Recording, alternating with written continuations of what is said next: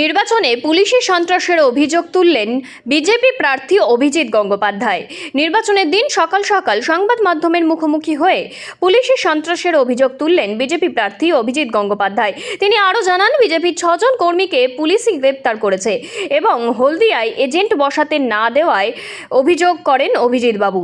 মূলত অভিযোগ হচ্ছে পুলিশ সন্ত্রাস চালাচ্ছে, বিশেষ করে নন্দীগ্রামে যারা খুনি ওই ভদ্রমহিলার, তারা পুলিশের সঙ্গে থেকে থেকে আমাদের কর্মী নেতা এদেরকে চিনিয়ে দিচ্ছিলেন।